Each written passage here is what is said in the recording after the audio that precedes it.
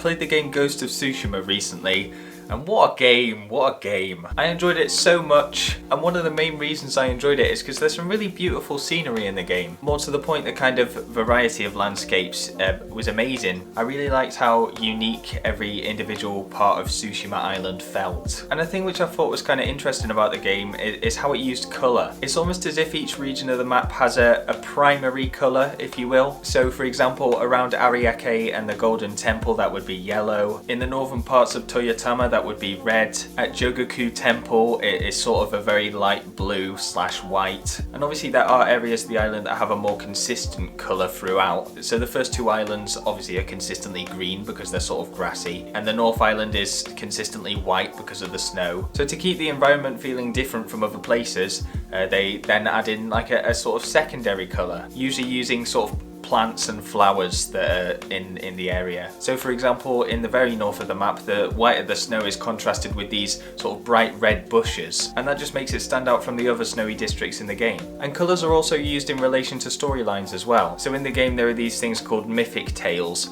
which relate to kind of an urban legend, and often the locations that you need to go to for these tales are indicated by a big wide area of flowers. So the ones that stick in my memory are, there was kind of a secret little hidden shrine with loads of purple flowers everywhere. Or there was one point where you had to visit an island that was completely covered in like bright blue flowers. It looks really good, and then the kind of more traditional artwork that they made to go alongside that also looked amazing. And then just finally, I think the game spaces out its locations really well. The sort of use of levels is really interesting. So for example, the small village of Hiyoshi Springs is kind of nestled underneath this cliff, and as a result, because it's a spa town, all of the water that comes into the village to go into these sort of thermal baths is kind of tiered and has like little waterfalls and bridges and stuff. I suppose another obvious example would be the shrines in the game, where to get to this kind of high place you have to traverse across these big rock formations. Even the smaller Inari shrines in the game are hidden in little coves and forest clearings. Yeah, and it just provides an interesting way to get from point A to point B. And obviously I really like the fact that you have to follow a fox to get to them. It was just a really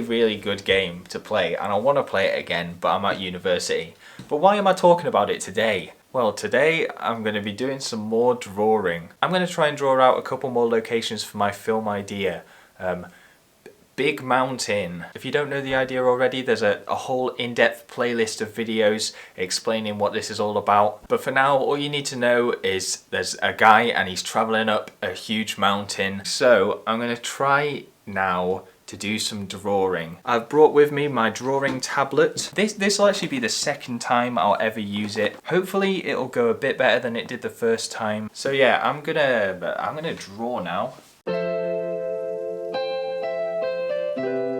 Okay, so at some point in my story, the main party of characters are going to come across a weatherman whose weather balloon is broken. The weatherman is going to tell him that he's missing his ballast, and the main character is going to fly out into this heavily clouded area on this small biplane. I'm imagining it being like the one in Castle in the Sky, and he's going to be searching for this ballast when all of a sudden a huge sky whale will surface from the clouds with the ballast tied around its tail. So I was thinking about the kind of environment this might happen in, and about how I could make that environment kind of unique.